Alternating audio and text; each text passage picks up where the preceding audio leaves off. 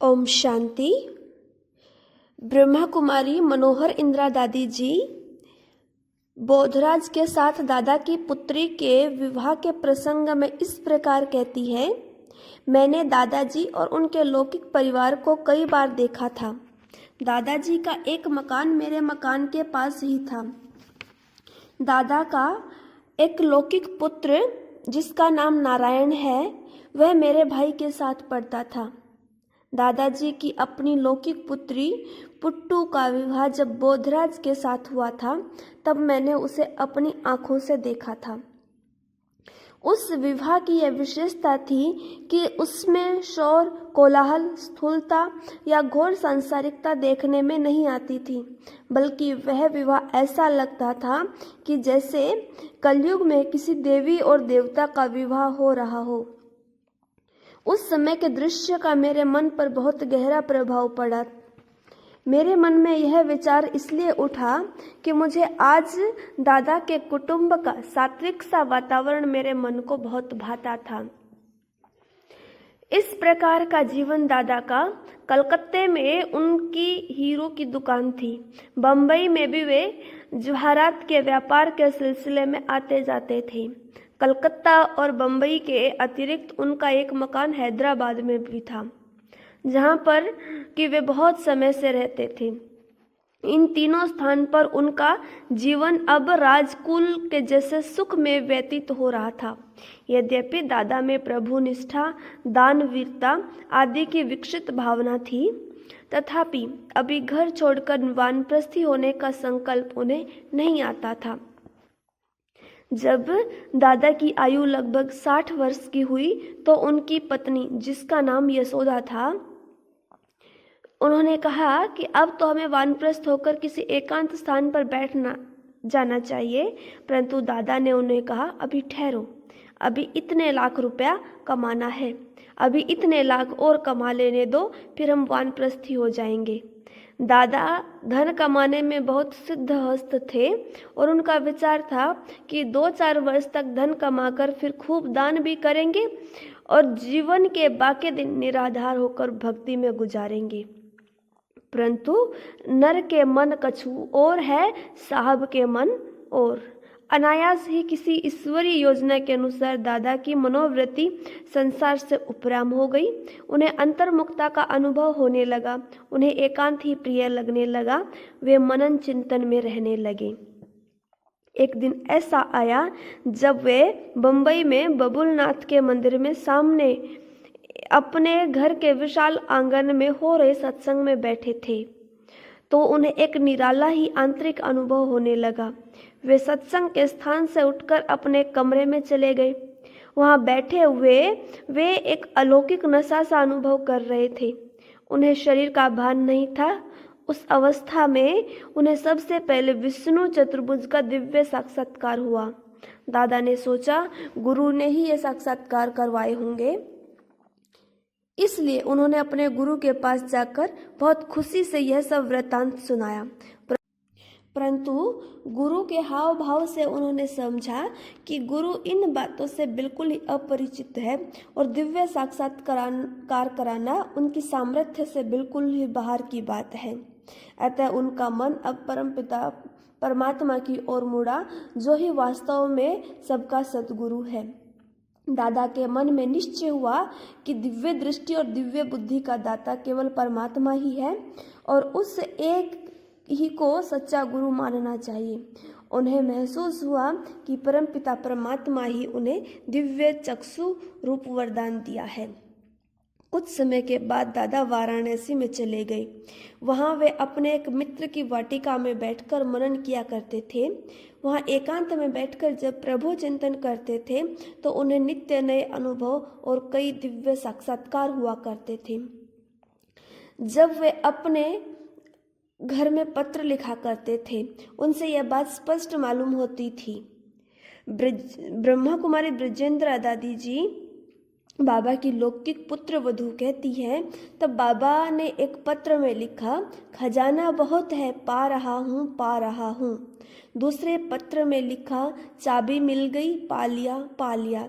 इस प्रकार के 5 पत्र दादा ने हम लोगों को लिखे थे। उन्हीं दिनों दादा को अनेक अलौकिक अनुभव हुए। उस स्थिति में दादा ने लिखा कि पा लिया जो पाना था और बाकी क्या रहा। एक दिन दादा को निराकार ज्योतिर्लिंगम शिव परमात्मा का साक्षात्कार हुआ तथा कलयुगी सृष्टि के महाविनाश के साक्षात्कार भी हुआ।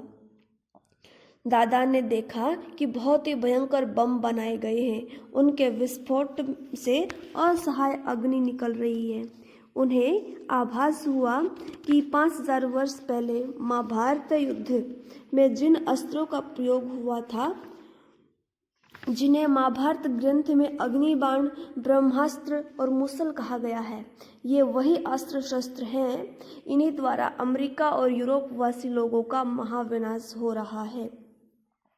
दादा को यह साक्षात्कार हुआ। उन दिनों अभी अमेरिका ने एटम बम और हाइड्रोजन बम हिरोशिमा और नागासाकी पर नहीं फेंके थे, बल्कि तब वैज्ञानिक लोग प्रयोगशाला में ही उन पर अभी प्रयोग कर रहे थे।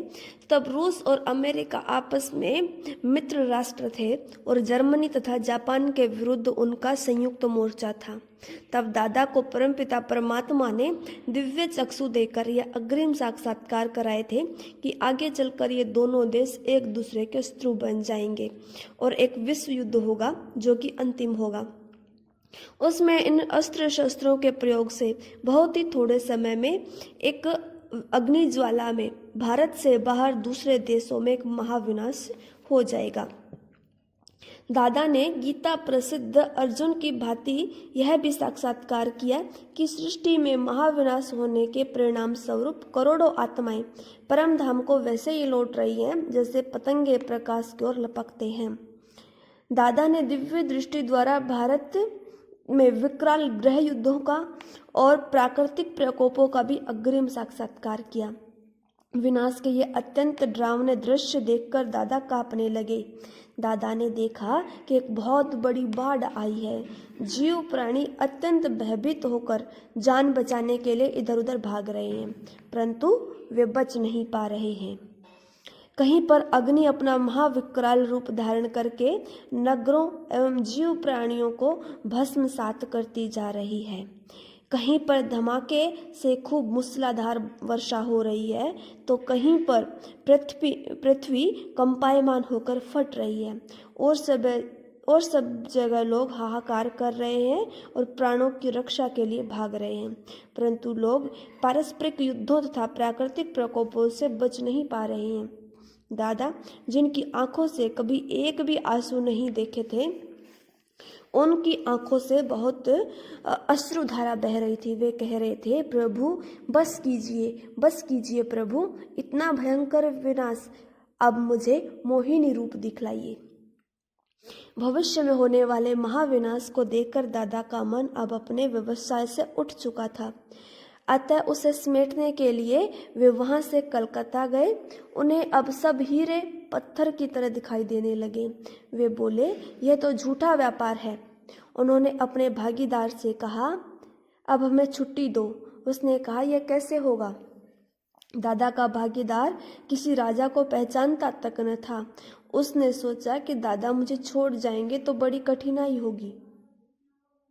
उन्होंने सोचा, शायद पता नहीं दादा क्यों नाराज हो गए कि अब पता नहीं वे कितना हिस्सा मांगेंगे, परंतु दादा ने उन्हें सांत्वना देते हुए कहा, मैं किसी मतभेद के कारण नहीं जा रहा हूँ, बल्कि इसलिए जाना चाहता हूँ कि मुझे अब यह धंधा झूठा लगता है।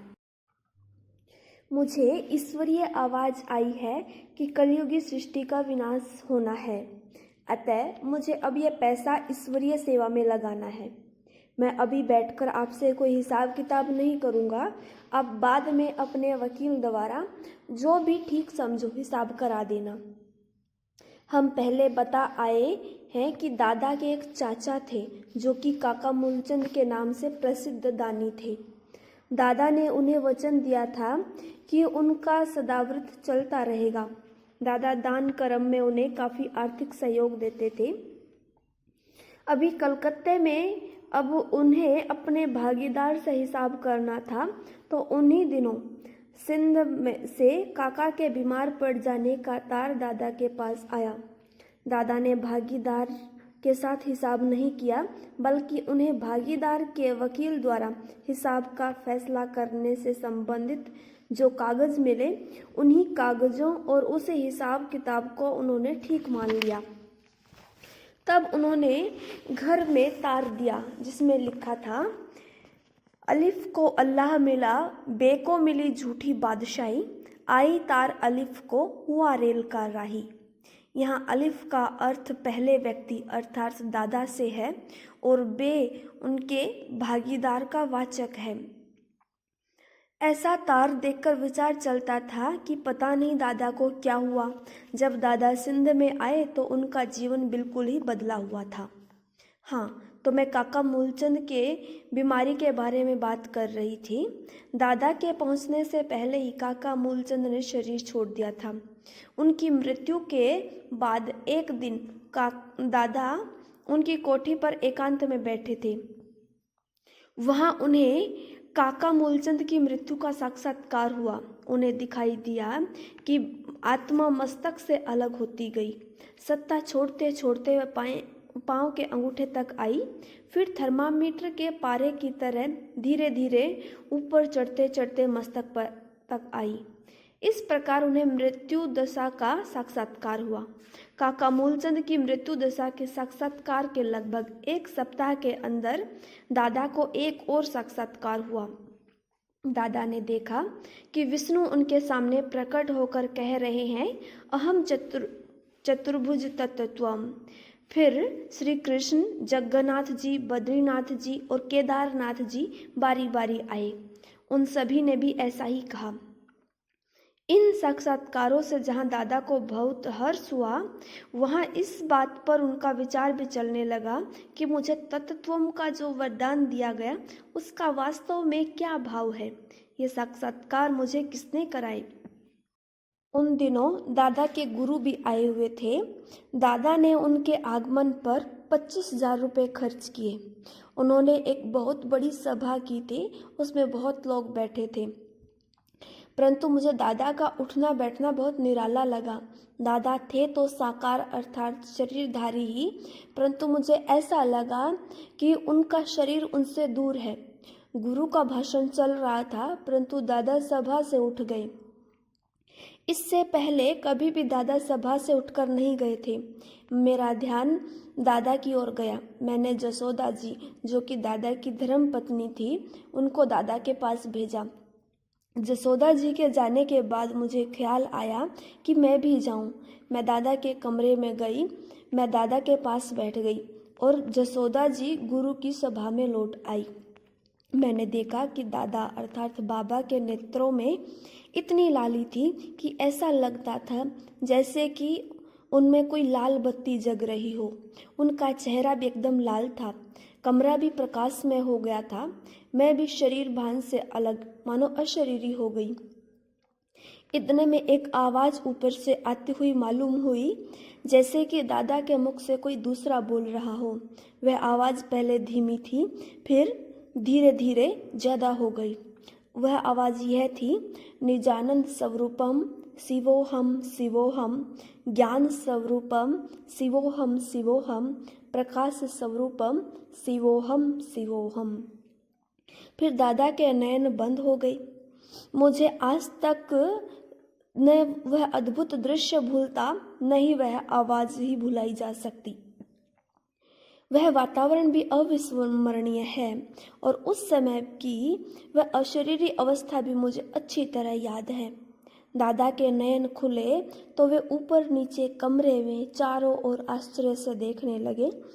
उन्होंने जो कुछ देखा था उनकी स्मृति में वे लवलीन थे। मैंने पूछा, बाबा आप क्या देख रहे हैं? बाबा बोले, कौन था? एक लाइट थी, कोई माइट शक्ति थी, कोई नई दुनिया थी। उसके बहुत ही दूर ऊपर सितारों की तरह कोई थे, और जब वह स्टार्स नीचे आते थे तो कोई राजकुमार बन जाता था, कोई राजकुमारी बन जाती थी। एक लाइट माइट ने कहा कि तुम्हें ऐसी दुनिया बनानी है, परंतु उसने कुछ नहीं बताया कि कैसे बनानी है, कि मैं ये दुनिया कैसे बनाऊंगा। कौन था? कोई माइट थी। अब दादा बहुत गहन विचार में थे कि वह गहरी सोच करते और फिर कहते कि वह कौन था, वह कौन सी शक्ति है जो मुझे ऐसे ज्ञान युक्त दिव्य साक्षात्कार कराती है और इसके पीछे रहस्य क्या है। दादा के कुटुंबी जन भी इस सोच में रहते थे कि पता नहीं दादा को क्या हो गया। दादा अब बहुत ही अंतर्मुखी हो गए थे और आत्मचिंतन में ही तल्लीन मालूम होते थे। स्वयं दादा को भी आगे चलकर यह रहस्य स्पष्ट हुआ कि परमपिता परमात्मा शिव ने दादा के तन में प्रवेश होकर अपना परिचय दिया था और उन्होंने ही दादा को कलयुगी सृष्टि के महाविनाश का तथा आने वाली सतयुगी सृष्टि का भी साक्षात्कार कराया था और उस पावन सृष्टि की स्थापनार्थ उन्हें निमित्त अथवा माध्यम बनने का निर्देश दिया था। अब दादा को अंदर ही अंदर ऐसा अनुभव हुआ जैसे कि भगवान अव्यक्त अथवा गुप्त रूप में उन्हें गीता ज्ञान दे रहे हों। अब उनकी अंतर आत्मा में गीता ज्ञान का स्फुरण हो रहा था और साथ साथ वे उस ज्ञान में स्थिति और अनुभूति का भी रसास्वादन कर रहे थे। उनकी बुद्धि को स्वतः ही यह सूझ भी प्राप्त हो रही थी कि गीता में भगवान के वास्तविक महावाक्य कौन से हैं और उनमें प्रक्षिप्त क्या क्या है। गोया अब उन्हें दिव्य विवेक की प्राप्ति हुई और इस सत्यता में उनका विश्वास और दृढ़ हुआ कि गीता ही एक ऐसा शास्त्र है जिसमें स्वयं भगवान के महावाक्य हैं। परंतु अब जबकि स्वयं भगवान उन्हें ईश्वरीय ज्ञान दे रहे थे और उसकी अनुभूति करा रहे थे, तो गीता शास्त्र जिसे वे नित्य प्रति पढ़ा करते थे अब उनसे स्वतः ही छूट गया था। दादा को ऐसा अनुभव होता है कि वह अर्जुन है और स्वयं भगवान उनकी ज्ञान पिपासा तृप्त कर रहे हैं। अब भगवान स्वयं भक्तों की आशा पूर्ण करने के लिए और गीता में दिया हुआ अपना वचन निभाने के लिए फिर से गुप्त वेश में आए हैं। दादा को भी निश्चय हो गया है कि वह देह नहीं है, मैं एक अविनाशी आत्मा हूँ, यह शरीर विनाशी है। उन्हें ऐसा लगा कि उन्हें सत्य स्वरूप की सही पहचान मिली है और कुछ वर्षों के बाद कलयुगी पुरानी सृष्टि का महाविनाश होगा। इस प्रकार की गुप्त आवाज़ सुनकर वे अन्य मित्रों तथा संबंधियों को भी आत्मा का ज्ञान देकर उन्हें प्रभु के स्नेह में मग्न अपनी नज़र से निहाल कर देते थे। वे स्वयं भी आत्मानुभूति की मस्ती में रहते थे और अन्य सभी को भी कहते थे कि तुम आत्मा हो। अब उन्होंने लिखना शुरू किया कि मैं आत्मा हूँ, जसोदा आत्मा है, राधिका आत्मा है। इस प्रकार लिख लिख कर वे कुटुंब के सभी सदस्यों को आत्मा का पाठ पक्की तरह याद कराते थे। अब उनके संपर्क में आने वाले हर एक नर नारी को ऐसा अनुभव होने लगा कि जैसे कि उनके जीवन की ज्योति अब जग गई हो। हर एक को एक दूसरे से ज्योति का साक्षात्कार होने लगा, जिसके फलस्वरूप सबको आत्मनिश्चय के साथ साथ परम शांति का भी अनुभव होने लगा। उनके मन में विकारों के प्रति घृणा पैदा होने लगी और उनका खान पान शुद्ध हो गया। अच्छा, ओम शांति। आज के लिए इतना ही, बाकी हम कल सुनेंगे।